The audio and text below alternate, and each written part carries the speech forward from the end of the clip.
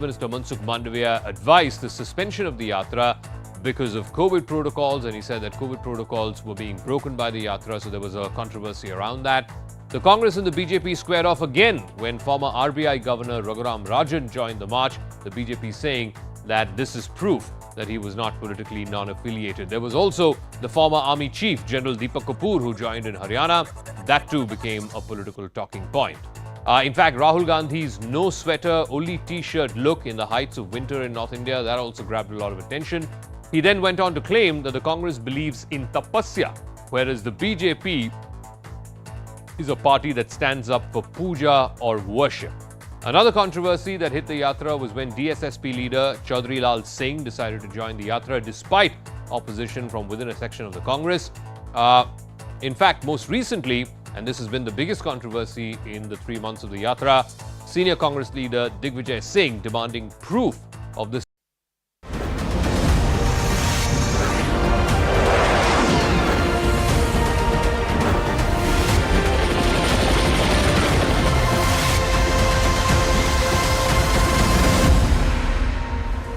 Good evening. Welcome to our special coverage, Budget 2023. All eyes on Finance Minister Nirmala Sitharaman as she presents the Union Budget for 2023 in the Lok Sabha tomorrow. While there is great news in the foreground, India is the fastest growing large economy in the world. The economic survey presented today predicts 6.5% GDP growth in FY24.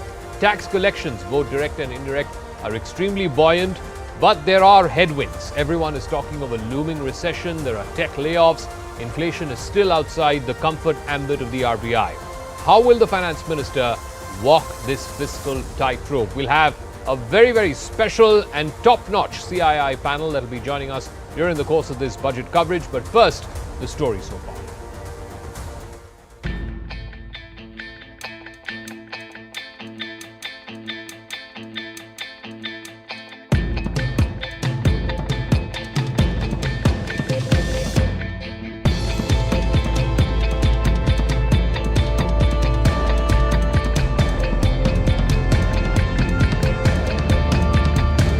Bharat के budget के तरफ न सिर्फ भारत का लेकिन पूरे विश्व का ध्यान है। सबसे पहले देशवासी। ये बजट सत्र में भी तकरार भी रहेगी लेकिन तकरीर भी तो होनी चाहिए। हमें 2047 तक ऐसे राष्ट्र का निर्माण करना है जो अतीत के गौरव से जुड़ा हो और जिसमें आधुनिकता का हर स्वर्णिम अध्याय हो। हमें ऐसा भारत बनाना है जो आत्मनिर्भर हो और जो अपने मानवीय दायित्वों का पूरा करने के लिए भी समर्थ हो। Why is the economic growth going to perform better this decade, remainder of the decade? And what the reforms of the last 8 years have done to make sure that happens? As we look ahead to 2047, what else and what more we could do to realize India's full potential in the Amrit Kaal?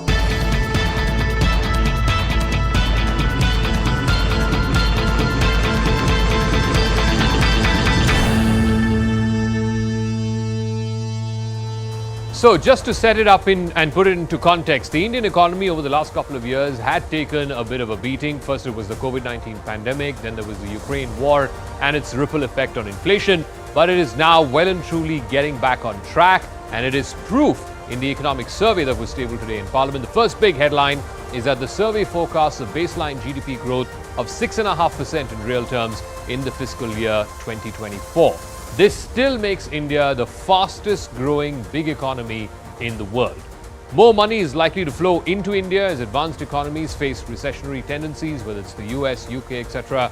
So the Indian economy is recovered much faster post the pandemic than many of its Western counterparts. The economic growth will be spurred by solid domestic demand as well as a pickup in capital investment. Both have been cited in the economic survey. On a cautious note though, the domestic demand is strong amidst high commodity prices, which could lead to a widening of the current account deficit. That is a matter of concern at 4.4%. It could put the rupee under pressure. This is what the Chief Economic Advisor, Dr. Anant Nageshwaran, had to say after the tabling of the Eco Survey. What are the key messages, as I mentioned in the initial remarks, why is the economic growth going to perform better this decade, remainder of the decade, and what the reforms of the last 8 years have done to make sure that happens? And beyond 2030, what will be India's medium-term growth magnets? And finally, as we look ahead to 2047, what else and what more we could do to realize India's full potential in the Amrit Kaal? Meanwhile, a day before the Union budget, the International Monetary Fund has given a huge shot in the arm to India, projecting it to be the fastest growing major economy for FY24, retaining its forecast at 6.1%. The IMF has cited resilient domestic demand despite a challenging external environment. It is expected to slow down from the current 6.8%, that was the estimate for FY23, and then rebound again back to 6.8% in FY25. China's growth rate, which used to be the fastest growing economy at one point of time, the second largest in the world, has been projected at 5.2% in 2023. That is slightly up from 3% in 2022. It's also predicted, the IMF, the United States growth rate to slow down to 1.4% in this year. It was 2%, so from 2% to 1.4%, a fall of about 0.6%, while the UK would see negative growth of 0.6%. This is what the IMF is predicting for 23 and for 24. Now, since this is the last full-fledged budget of the Modi government before the big 2024 elections, expectations amongst the common man is very high. Top of the list is an increase in the basic exemption limit for taxes, for income tax, that is, 2.5 lakh rupees. That's where it's remained since the Modi government came to power in 2014. Will that be changed? Next, of course, a hike in deductions. The limit currently for ATC is at 1.5 lakhs. Will that be increased to 2 lakhs? Also making the new personal tax regime, which was introduced in 2020, a little more lucrative. As of the last financial year, the number of tax assessees, over 6 crore of them, a large majority are still using the old tax regime. The exemption for interest paid on housing loan is currently capped at 2 lakh rupees. Will there be a bid to try and amp that up so that there is a bid to revive the housing market? The standard deduction that's been allowed under the old regime is currently 50,000 rupees. The hope is that that will be upped as well. In light of the pandemic, a tax-free allowance in respect to work from home could also be potentially introduced. There is also expectation of leave travel allowance, which is currently allowed for a block of 4 calendar years, getting extended perhaps to a couple of years, even every year. Female taxpayers who were given an additional tax slab exemption by an enhancement of 50,000 rupees, that limit could likely get amped up as well. These are the expectations. The GST rate on health insurance currently is at a relatively high 18%. The hope is that that would be reduced. Also, the inclusion of additional documents in DigiLocker will increase user convenience and help in the quick, secure and transparent digital issuance of credit. So we talked about what the Aam Aadmi's expectations are. What about India Inc.? What does corporate India want from Budget 2023? Now that the economy has recovered from the pandemic, there is increased focus on job creation. Of course, the PLI schemes as well as the employment-linked schemes, that is something that there will be great hope for. There is also great expectations that this budget will help fuel growth across sectors and industries. Remember, we have seen what many are calling a K-shaped recovery. People are expecting a slightly more egalitarian recovery, if you will. As well as further simplification, rationalization and ease of paying taxes. That is something that India Inc. is concerned about. They would also want the government to stick to fiscal discipline. Remember, the fiscal deficit target for this year that has been budgeted is 6.4%. Will the finance minister be able to keep that? Will she be able to beat that? That is also a big question. They also want to continue the strong thrust on public capital expenditure. Remember, the infrastructure pipeline of 5 lakh crores. How has that played out? Both in highways, railways. Of course, that is something to watch out for. The hope is that private investment will crowd in and give an overall boost to growth. India Inc. also wants to improve the quality of social infrastructure, particularly in health and education. Now, while expectations are high, the finance minister has her task cut out. There are one too many challenges. The first, of course, is inflation. Remember, it's already above the comfort ambit and the tolerance band of the RBI, which is 6%. Then there is the task of checking the declining value of the rupee. The rupee was one of the worst performing currencies in 2022 against the dollar, losing more than 10% of its value. private investment needs to be promoted, needs to come back in a big way to what was there pre-pandemic levels to try and spur growth back once again. And finally, there is, of course, the challenge of job creation.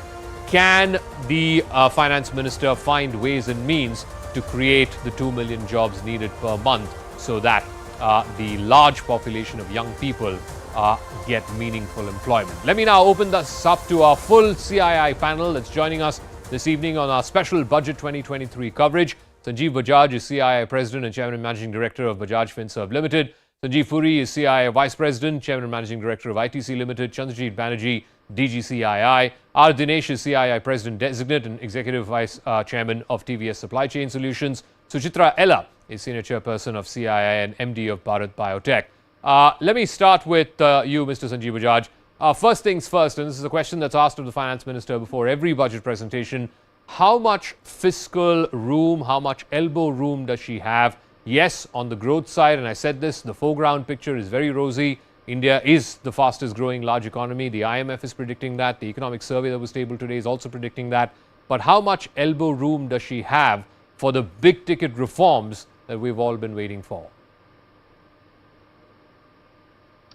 Well, with this government, what we have very clearly seen is no let up on development and reform. And naturally, we have to balance growth with fiscal prudence, which means the government needs to also augment its resources, whether it's by stronger divestment, whether it's by expanding the tax base, by rationalizing tax rates, tax slabs, making the tax rules simpler. But we also need to focus on growth, and that's where our economy has been aided in the last few years with very strong public infrastructure spending. We hope that continues. We hope the focus on job creation, that continues.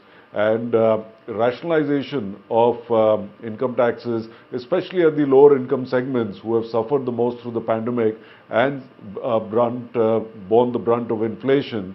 We hope that we are able to put some more money into their pockets to provide security and also to help in additional consumption, because we are also very much a domestic consumption driven economy. So these would be some of the key initial points that I'd like to mention.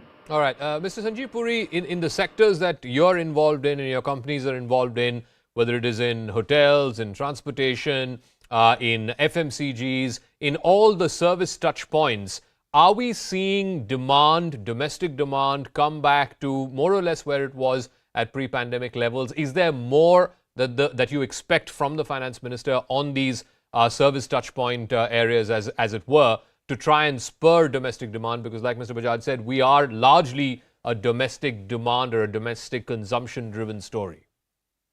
Yeah, I would certainly agree that, and especially considering that the global situation is not conducive, that there will be a larger reliance on domestic demand. There's no doubt about that. And we have seen that private consumption has picked up. There is some data in the economic survey that is encouraging. I believe there's a lot more opportunity in each one of the sectors of the economy, whether it's agriculture, services, or manufacturing. And, if you look at services itself, if you look at the hospitality industry, after a very long period, it's doing well. Tourism is buoyant. Mm-hmm. And I think that given that a lot of Indians, and actually the outflow of tourists from India is much higher than the inflows.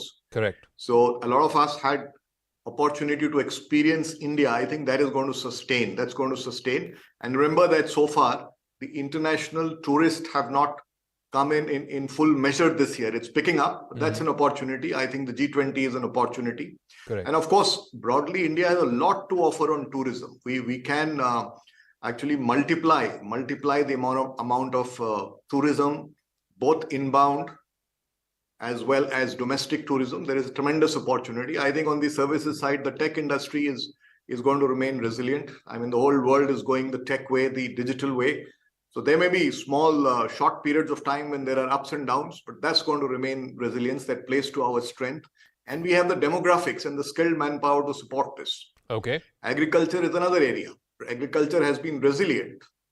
But I think there is a lot more opportunity. And what we see in the economic survey is that some of the very fine interventions that have been made. I mean, just to call out a couple, like the FPO or the Agri Infrastructure Fund. Now, these are the building blocks of transforming agriculture. We are starting to see the uptick. We are starting to see that there is uptick and resources are being taken towards that. Now, we need to now, it's working. And what we now need to see is how can we galvanize greater and faster action. All right. So can we do it? One of the ways is through a cluster-based approach, which is crop-specific, which is market-specific, and we can really build on it. And half of India's workforce is in agriculture. That can have a tremendous multiplier impact on the economy, create a virtuous cycle.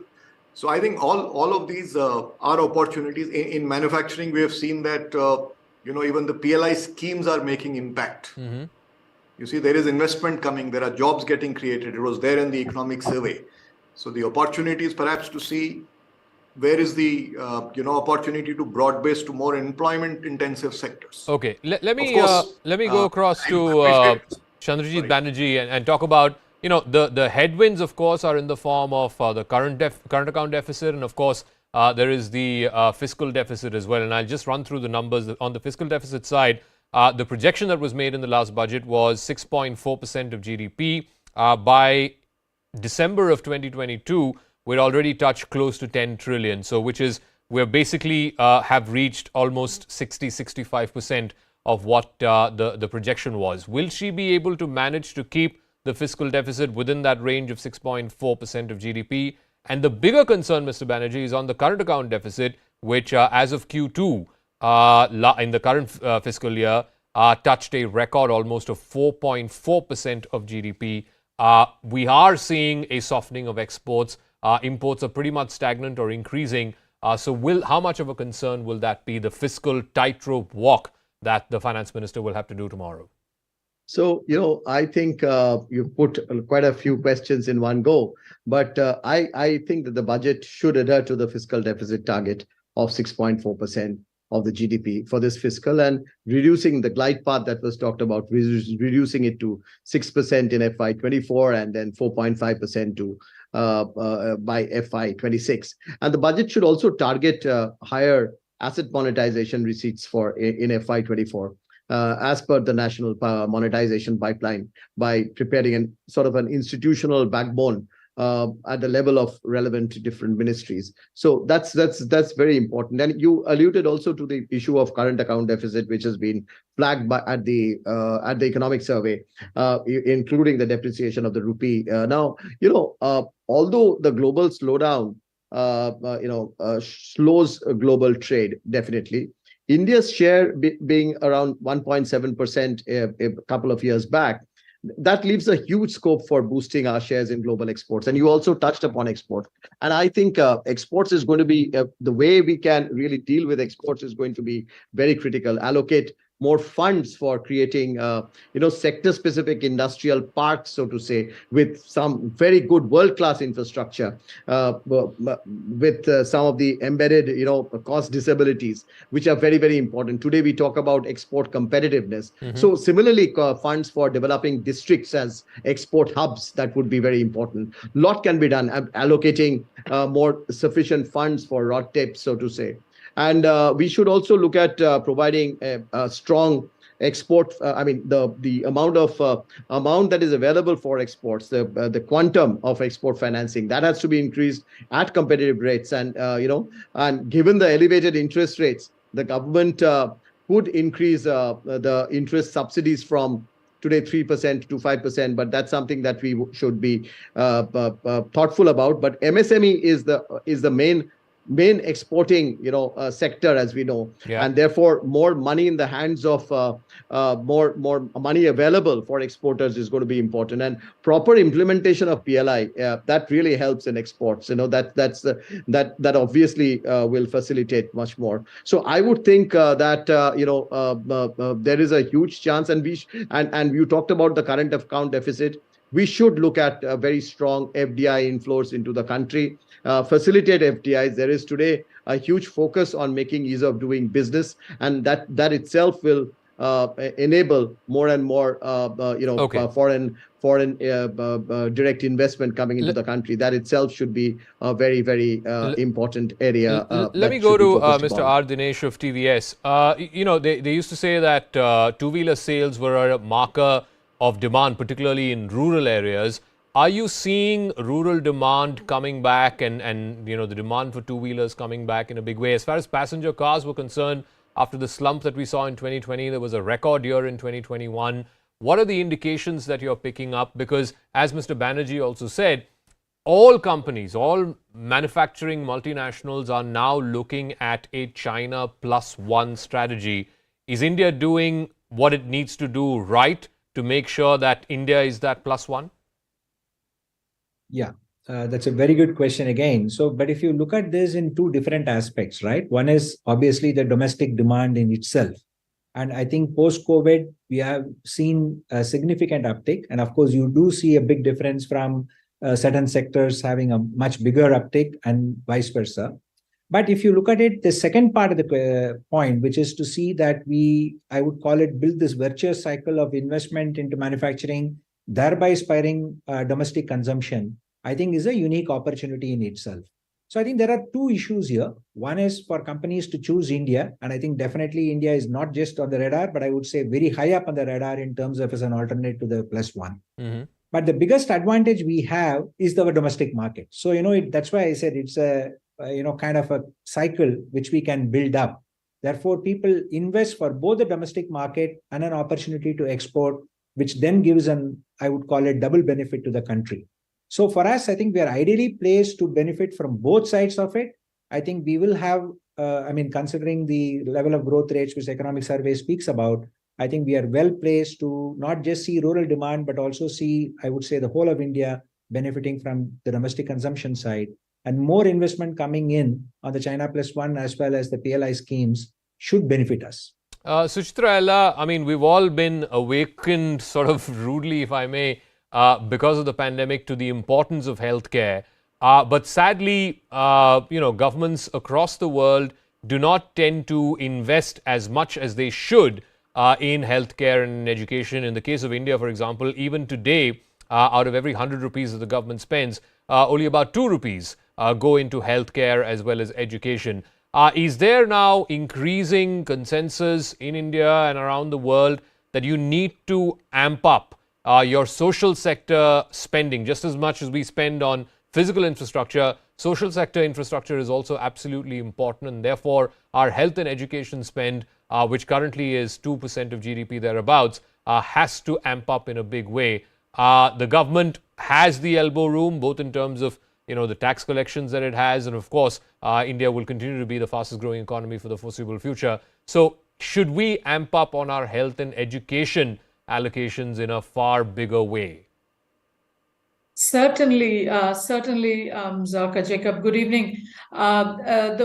Unfortunately, maybe it took the pandemic to kind of remind us as to where we allocate or how we allocate our funds, especially when it comes down to the healthcare and equitable distribution of pharmaceuticals and vaccines and other healthcare products.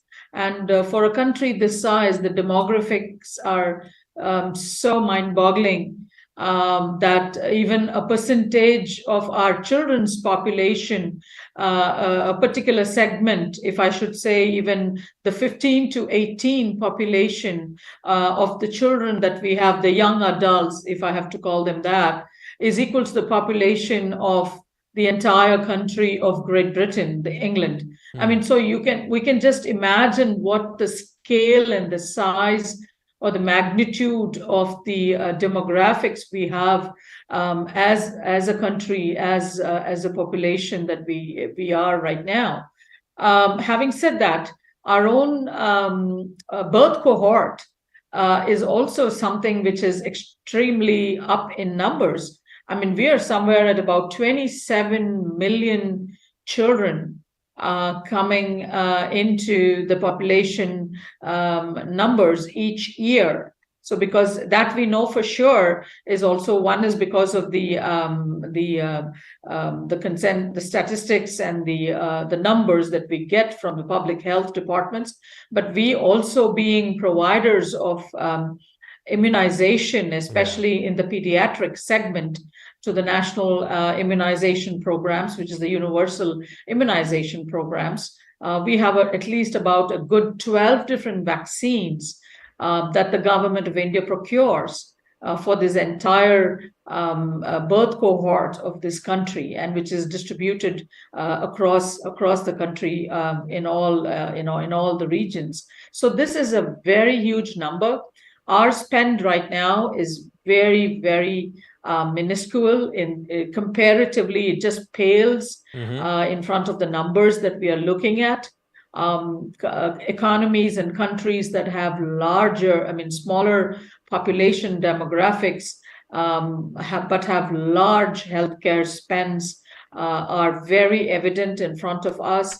And I think the time is it's right time right now to look at think big and think scale and think in terms of how we can make it a robust spend in terms of healthcare. And education, of course, goes hand in hand, because there is healthcare and medical education, which is very important, again, which comes back to our own, the entire gamut of healthcare and pharmaceuticals and the entire life sciences sector as a whole. So there's a lot that we need to catch up with in terms of what we see around in the rest of the world in comparative economies. I'm not looking at the G7, and I'm not trying to make a pitch here. I'm looking at what is comparable in terms of our own size and scale of economies in the countries that we all have. And I think we need to certainly look up at about 3% of the GDP by 2025 to ensure affordable healthcare, and look at a lot of other interventions that need to come up in terms of bringing in tier 2 and tier 3 cities. Let me go back to Mr. Sanjeev Bajaj. One of the areas, of course, where the finance minister does have elbow room is in tax collections. It's been very buoyant, both direct tax collections and indirect tax collections. The target that she had said was 14.2 lakh. By the end of December, we're already crossed 11.35. And in indirect tax as well, GST collections have been over 1 lakh crores for the last 12 months. 13.5 lakh crores is where we clocked at the end of December. Do you reckon, though, Mr. Bajaj, that given the looming recession, given that people are still sort of figuring out recovering from the pandemic, that one of the areas the government hasn't done much in the last 8 years is tinker around with the tax rates or the tax slabs? Is there elbow room to do that? Would the government be tempted to do that, given that this is the last big budget before the election of 2024? Mr. Bajaj. All right, I think we've lost that audio link with Mr. Sanjeev Bajaj. We'll try and see if we can put that back. Mr. Sanjeev Puri, if you can hear me, you want to take that question? Yeah, sure. So, that is correct, that we certainly need to put some more, it's desirable to put some more money in the hands of particularly the middle class, because they have been the ones that have been hit during the pandemic. Inflation also is elevated, while we know it's cooling off, but prices are certainly higher than what they were pre-COVID. So I think there is merit in reviewing that, so that there is more money available in the hands of the middle class. And it will also certainly help in boosting consumption and provides further impetus to capacity utilization, which is also in a decent situation right now, and therefore can again accelerate private capex. So I would say yes, I would agree with that. Yeah. All right. If we've got Mr. Bajaj's line back, all right, we'll try and go back to that in a moment. But Mr. Chandrajit Banerjee, of course, one thing that industry looks at every budget is the capital expenditure outlays. I think for FY23, The target that the finance minister had given was a very aggressive 19%, almost 7.5 lakh crores is what was allocated, and looks like she will meet that target. Do you expect the government to continue with this aggressive pitch on capex, because that is ultimately the true generator of not just physical infrastructure but also employment therein? Yeah, so there are two aspects of it, which are very important. And as you said, public capex has been a single most, driving factor for the economy over the last couple of years, and that has really helped the economy, Indian economy, being so strong. And it's been on track, 2.7% of the GDP, and that has had a crowding in effect of private investment. And as I see today in our surveys, we are looking at across sectors something around 75% to 85%, and in certain sectors even upwards of 85% private capacity utilization, which means that private sector is all about investing fresh, and there will be further more, in fact, of private sector investments coming in. And also, if you really look at the fact that the credit growth for MSMEs has grown by something around 30+%, 30.6%, I think, in the first 9 months of FY23. That itself is a very strong indicator as to how public capex has been helping. So government clearly should continue its focus on investment-led growth, but I think government has done the heavy lifting. Private sector will now, as you will see over a period of time, that will come in very strongly. And I once again would like to underline the importance of timely implementation of the NIP using Gati Shakti platform. That itself would be very, very critical and important. I think the line with Mr. Bajaj is back. So I want to put that question to you as well, whether the finance minister has the elbow room to try and do the one thing that the Modi government hasn't done enough of in the last 8 years it's been in power, and that is to tinker around with the tax structure, whether it is making it easier, more simplified, fewer rates, fewer slabs, because both direct and indirect tax collections are very, very buoyant. So yes, you were right. The direct and indirect tax rates have been buoyant, and there's no reason to expect that it will be different going forward. But the rationalizing of tax rates, one at the lower income segment, as I mentioned at the beginning, is important to provide relief to people at the lower income. So that's one point. The second is that we are really seeing a huge opportunity for India to end up becoming that manufacturing base that the rest of the world, especially the developed world, is looking for. And towards that, whatever we can do to further improve the ease of doing business, to reduce the cost of doing business, including on taxes, simplification. Today there are 65,000 compliances. A number of them have criminal linkages with them. Clean all this up, make it easier to do business in India so that we can attract investment both from domestic businesses and from international businesses. So we think this is important, not just from a one-year perspective, but keeping in mind that the long runway we have ahead of us for significant growth coming from manufacturing for India and for the world.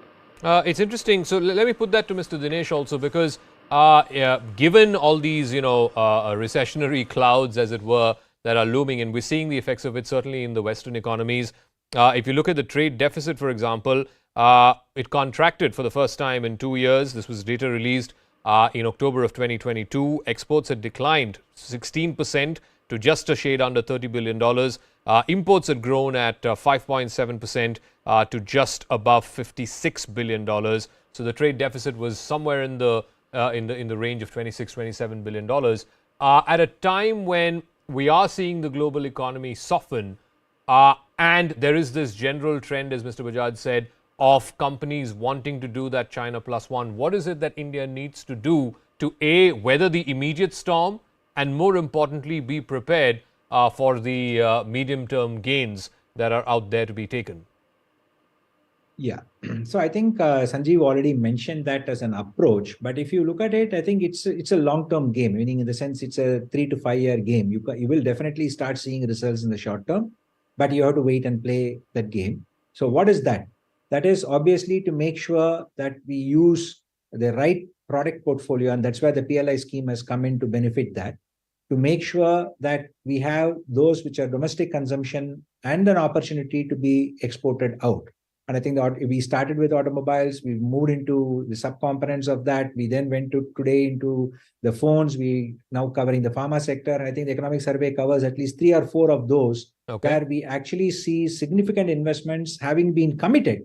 And you will start seeing the benefit of that over, I would say, the next 12 to 24 months. All right. But having said that, I mean, we already have, I would call it, done a lot of work in terms of preparation from a financial incentive side for the PLI.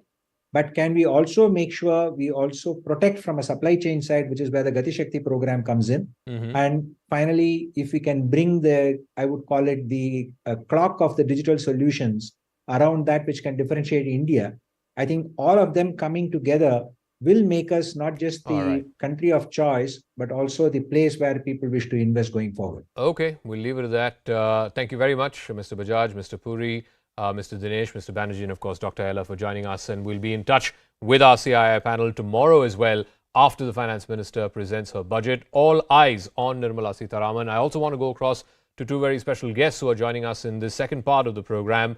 Naina Lal Kidwai is chairperson of Rothschild & Co. and former CEO of HSBC, and Gurcharan Das, former CEO of Procter & Gamble and leading economist, will also be joining us. Let me start with Naina. You know, the big question, again, I keep going back to this because this is an important year. It is an election year. It is the last big budget, the last full budget before the elections of 2024. And we are seeing pressures both on the current account deficit side as well as on the revenue deficit side.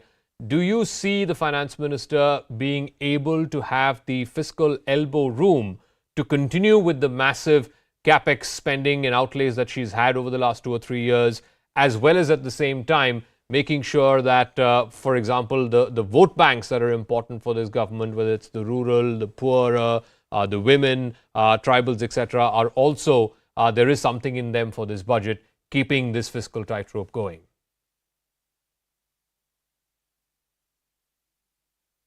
So if you look at growth, I have no doubt, also looking at the language of the economic survey, that growth remains central to the government.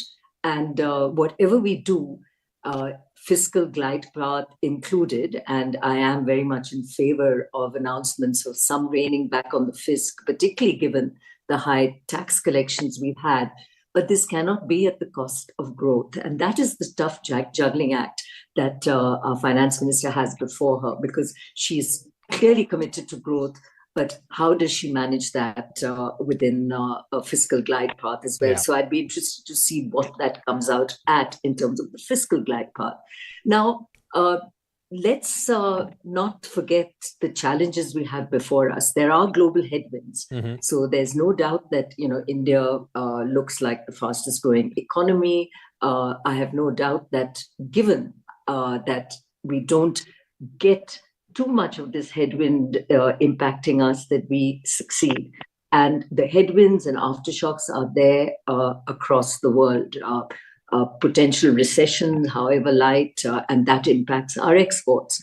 The good news is that inflation seems to be far less of a concern right now in our country. Food prices have come off. Yes, interest rates moving up has a bit of an inflationary impact, but hopefully not one that is going to take away too much from the household's pocket, or indeed impact our costs. And the good news is input costs are also on the way down, particularly energy costs. Of course, that is a very volatile part of the world right now. We really never know when it blows up again the way it did last year. And we are extremely vulnerable when it comes to our energy bill. So where we, I think, can look at some improvements possibly is we had brought in import costs, often a cry from industry to protect, and indeed there was some dumping happening which needed controlling. But we've also seen how import costs impact inputs into exports and inputs into production, because our dependencies on import of components, parts, it's quite high, inputs, APIs in the pharma sector, I mean, you name it, are pretty significant. All right. No, so I want to ask Gurcharan Das this. You know, same time last year, if somebody said inflation was going to be the top priority, we would have all laughed it away. But look at what's happened over the last 6 to 8 months, including the RBI, all central banks around the world. This has been the number one concern. Even the economic survey table today, it does say inflation will come down compared to last year, but it is still outside the RBI's sort of comfort zone, if you will, of 6%. In an election year, and we all know that inflation hurts the poorest of poor the most, what can the government do to make sure that the inflation is mitigated to some extent on the lower sections of society? Well, I think that really government's ability to answer that question, the government's ability is very limited. Frankly, even the budget, the flexibility that the finance minister has is, we don't realize it, but 75% of the budget is already done, meaning that if you take the cost of interest cost on debt, that's 30%. Then you add on to this the salaries that have to be paid. Yep. Then you add on to that defense expenditure, which is not negotiable.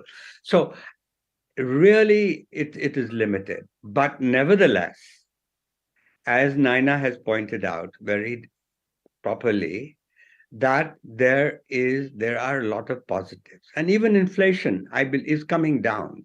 It's not something that's on top of the mind. The real issues with this budget are, Zaka, whether we're going to go for reveries or whether we're going to go for naukris.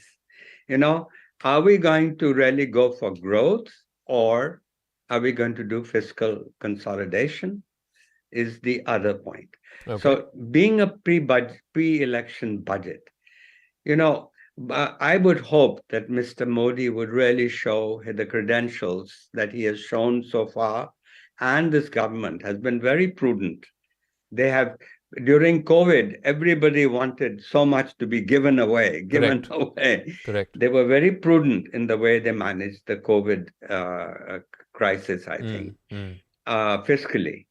And similarly, I would say that even now, in the last few years, infrastructure spending has been good. Correct. That's the right way for the long term, because ultimately the answer for India is to create jobs. Correct. And so we have to, within the fiscal constraints we have, and they're very real. Naina was talking about the headwinds. Those are very real. 30% of the world economy is about to go in a recession. And so that could really destabilize things. However, our situation is better. We have the sufficient reserves. And also we have to, and if the tax buoyancy keeps up the way it has done in the last few years, then she has room for doing the right thing, which is continue the push on infrastructure investment, which has been there. Then the NIP, the pipeline, infrastructure pipeline. Correct. So there's low-hanging fruit there. Keep the momentum there. Growth will come. Meanwhile, tell yourself that, look, this year, I'm not going to be able to lower the fiscal deficit. 6.4, I think is what we hit. Projected, Let's hold on to 6.4 and give a roadmap of how we're going to go to 4.5 by 25-26, which is the target. And that will be, I think markets will cheer. People will understand that we are going for the long term. I do want to know from you, though. I do want to know from you, though, Mr. Das. One of the concerns, and Ms. Kidwai also pointed out to these global headwinds, as it were. We are seeing, recessionary tendencies in the US, in the UK is, for all practical purposes, in a recession. We are seeing tech layoffs, for example, even here in India. Does the finance minister have the elbow room to try and soothe the pain of the middle class, as it were? One of the things, for example, and I asked this to the CII panel earlier, she has elbow room as far as tax buoyancy is concerned. Direct taxes, indirect taxes, both at record highs. can she put more money in the hands of the middle class? Well, I think people are expecting that we should move to a 5 lakh slab level of in that exemption. Yeah. But beyond that, I would just say I'm against all exemptions. That I would rather that we have equality amongst people who earn so much, they pay so much % in tax, everybody. These exemptions really distort things. And so we should try and reduce, just as we should have taxes on all asset classes the same. So whatever you pay on, if it's 10% on long-term equity, let it be 10% on debt, let it be 10% on real estate. All. In other words, don't distort the economy. Yeah. And let people make these kind of decisions that are clean and clear. And so that would be from a tax point of view. But let me come back to the real issue here. Okay. The real issue is that we can't take our eyes off the ball, that we have missed the Industrial Revolution. 30 years after reforms, we have grown very respectably at almost 7% for 30 years. For a democracy, that's amazing. That's not bad, yeah. Now, but what we missed the Industrial Revolution, therefore we did not create enough jobs. The 16% of GDP is not enough. That's a failure. The only way to do it is the way shown by the Far East countries, which is the export of low-tech, labor-intensive manufacturers. Okay. And it's a big opportunity still. $25 trillion of goods are exported. And even though our exports in recent years have boomed, but really we are very small. Absolutely. I think you're right about that. We need job-intensive growth. That's the one area which the government needs to work on. We'll leave it at that. I'm sure you'll join us tomorrow as well, Mr. Das, because I'm completely out of time right now. Like I said, it's going to be a fascinating budget. This is going to be the 5th one that Finance Minister Nirmala Sitharaman will be presenting. As far as the history of budgets is concerned, it is the 94th budget that will be presented by the Finance Minister. It, of course, started even during the British time. We'll take a quick break. When we come back, we look at the history of how the budget itself has evolved, from the text to the presentation, and of course the areas of concern and areas of highlight as they were. Quick break. We'll see you on the other side in a couple of minutes.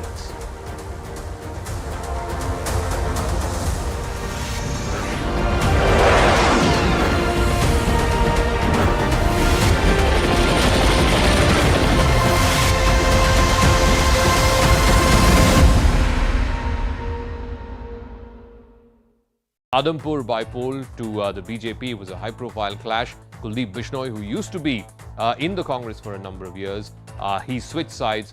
He joined the BJP and he won on a BJP ticket in Adhampur. Now that the Bharat Jodo Yatra has concluded, the Congress is positioning itself even more to be at the forefront of the opposition to take on the BJP in 2024. But here's the reality check. Some of these anti-BJP parties, whether it's the DMK, the PDP, the National Conference, and the Uddhav Thackeray faction of the Shiv Sena did join the yatra in different legs of this yatra, but most opposition parties are not rallying behind the Congress. 21 like-minded parties were called for the concluding function. Only a handful turned up. Even some parties which are allies of the Congress, the JDU, the RJD, with whom it runs a government in Bihar, even they decided to stay away. So let's break down which are the parties who turned up and which are the parties who decided to give this invitation a skip. The parties that did turn up, there was the DMK, a representative was there in today's function. The NCP did join this yatra at one leg when it was traversing through Maharashtra. There was the PDP. You saw Mehbooba Mufti joining the yatra a few days ago in Pulwama. In Banihal, the National Conference leader, Omar Abdullah, he had joined as well. And then, of course, there were the smaller CPI and CPM parties which joined through the course of this yatra. The parties that notably skipped, Mamata Banerjee and the TMC, the ruling party in Bengal, she skipped the yatra. In Uttar Pradesh, even as the yatra traversed through Uttar Pradesh, the Samajwadi Party, which used to be an ally of the Congress Party in the 2017 polls, they skipped as well. We didn't see pictures of Akhilesh and Rahul Gandhi. The TDP, which is fighting the Congress in Andhra Pradesh, the TDP too has skipped large parts of the Bharat Jodo Yatra. The interesting thing was the JDU and the RJD, both allies of the Congress, while they're ruling in Bihar, both of those parties stayed away from the concluding program today. The BSP too. Remember, the BSP and the SP had this grand alliance in the UP elections last time around, in the Lok Sabha elections. The BSP too stayed away. And in this concluding function, we did not see any member from the JMM or from the VCK or any of the other smaller parties that are already allied with the Congress. Two parties, notably in the opposition, that were not even invited, the Aam Aadmi Party and the BRS. Meanwhile, the Bharat Jodo Yatra may have established Rahul Gandhi as a serious contender, but the Congress, like I said, is far from being the fulcrum of the opposition. The party has been losing state after state since 2014. Can the Yatra change its fortunes? There's also been an exodus of senior leaders, some of whom were considered close to Rahul Gandhi's inner circle. They too have largely made a beeline for the BJP. There's also the problem of growing infighting in state units. Remember, states like Rajasthan, Karnataka, which are going to polls this year, there is deep infighting between senior leaders of the party. And the party still has no narrative other than targeting Prime Minister Modi while countering the BJP's poll machinery. And there is still no clarity on what the Congress actually stands for. So how can it take on an opponent which has only been getting bigger and stronger in the last 9 years? So Rahul Gandhi's Bharat Jodo Yatra concluded after passing through 12 states and 2 union territories over 135 days.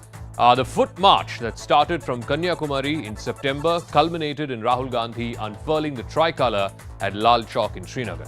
According to the Congress, the objective of the Yatra was to unite the country, which the party claims has been divided by both economic inequalities as well as religious polarization fomented by the NDA government. But the goal of the Yatra itself was to rebrand Rahul Gandhi and galvanize the Congress cadre ahead of the 9 state elections that are slated for this year.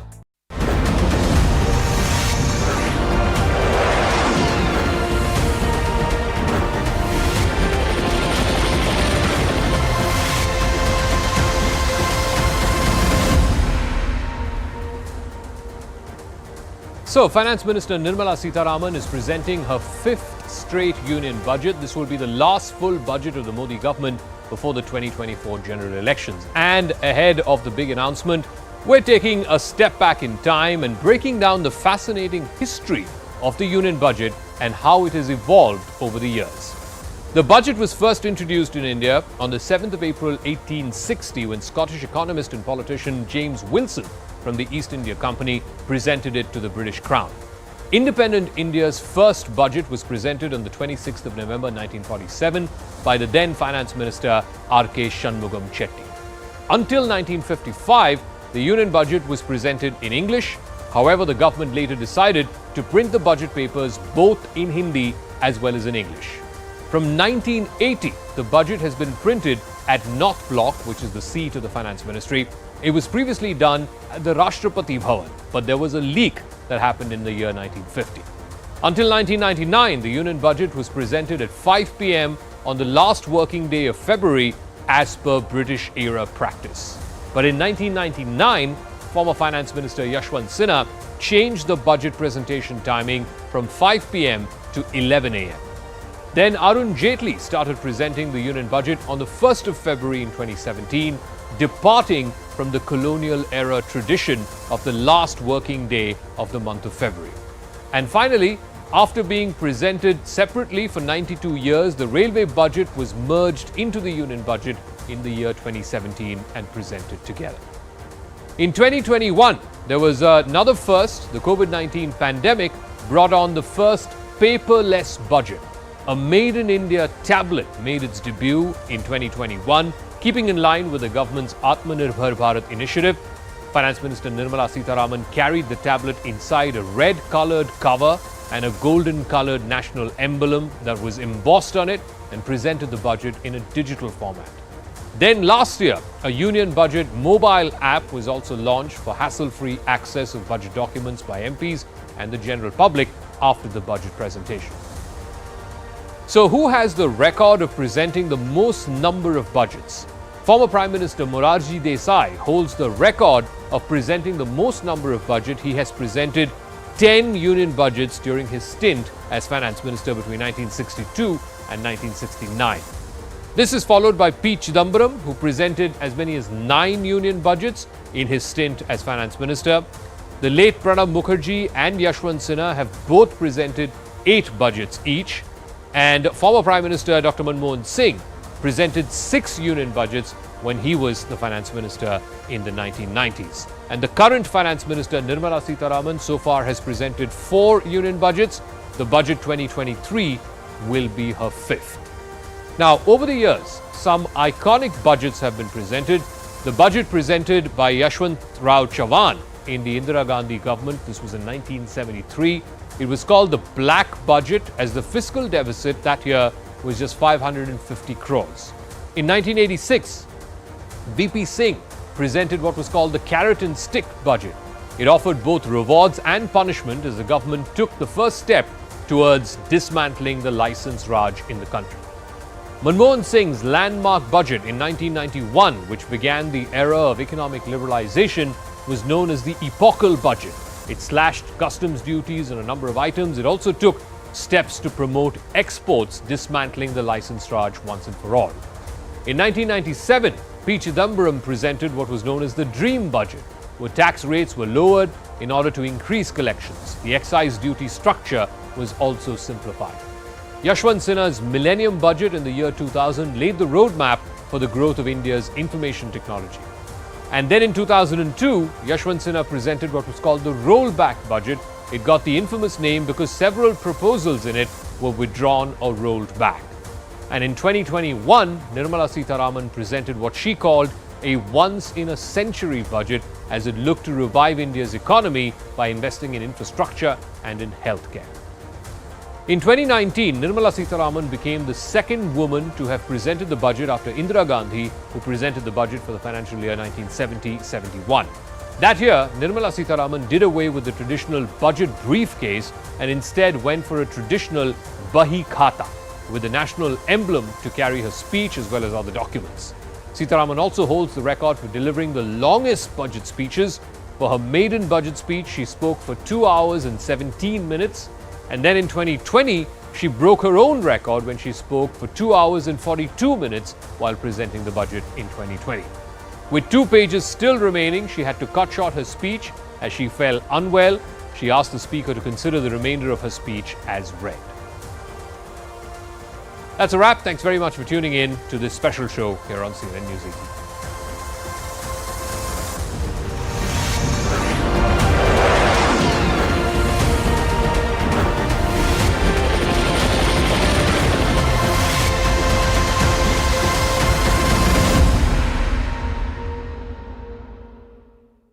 Down to just 19 seats with a vote share of under 40%.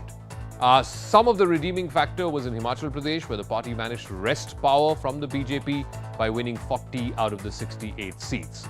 There was, of course, the municipal corporation polls in Delhi, a state where the Congress ruled for 15 years uninterrupted.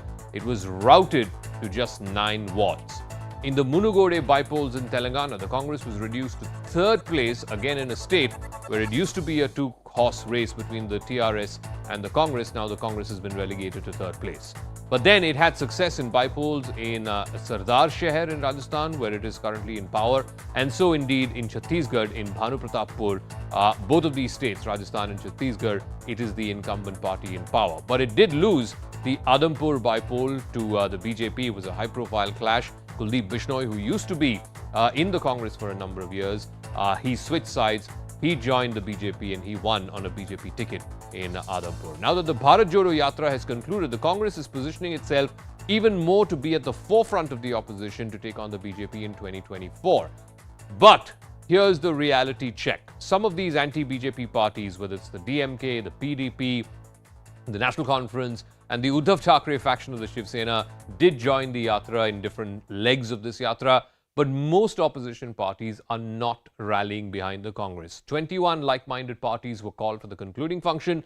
Only a handful turned up. Even some parties which are allies of the Congress, the JDU, the RJD, with whom it runs a government in Bihar, even they decided to stay away. So let's break down which are the parties who turned up and which are the parties who decided to give this invitation a skip. The parties that did turn up, there was the DMK, a representative was there in today's function. The NCP did join this yatra at one leg when it was traversing through Maharashtra. There was the PDP. You saw Mehbooba Mufti joining the yatra a few days ago in Pulwama. In Banihal, the National Conference leader, Omar Abdullah, he had joined as well. And then, of course, there were the smaller CPI and CPM parties which joined through the course of this yatra. The parties that notably skipped, Mamata Banerjee and the TMC, the ruling party in Bengal, she skipped the yatra. In Uttar Pradesh, even as the yatra traversed through Uttar Pradesh, the Samajwadi Party, which used to be an ally of the Congress Party in the 2017 polls, they skipped as well. We didn't see pictures of Akhilesh and Rahul Gandhi. The TDP, which is fighting the Congress in Andhra Pradesh, the TDP too has skipped large parts of the Bharat Jodo Yatra. The interesting thing was the JDU and the RJD, both allies of the Congress, while they're ruling in Bihar, both of those parties stayed away from the concluding program today. The BSP too, remember the BSP and the SP had this grand alliance in the UP elections last time around, in the Lok Sabha elections. The BSP too stayed away. And in this concluding function, we did not see any member from the JMM or from the VCK or any of the other smaller parties that are already allied with the Congress. Two parties.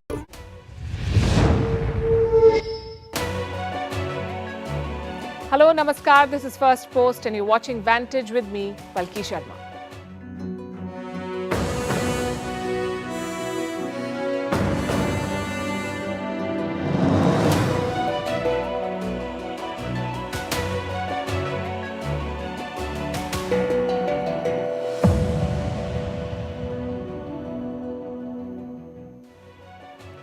Today's big story is the economy. A day before the annual budget is presented, India's growth story looks on track. The IMF, the International Monetary Fund, has said that India will be the fastest growing major economy in the world. This will be an election budget. We're waiting to see what's in store. Meanwhile, the war in Ukraine has taken another turn, and another one may be in the making. The US is preparing to take on China, although the administration cannot agree on the threat assessment as of today. In the Philippines, onions are the biggest headliners. In New Zealand, it's the eggs. We're building a show where we have something for everyone, and we hope you like what we've put together for you today. Starting with the headlines.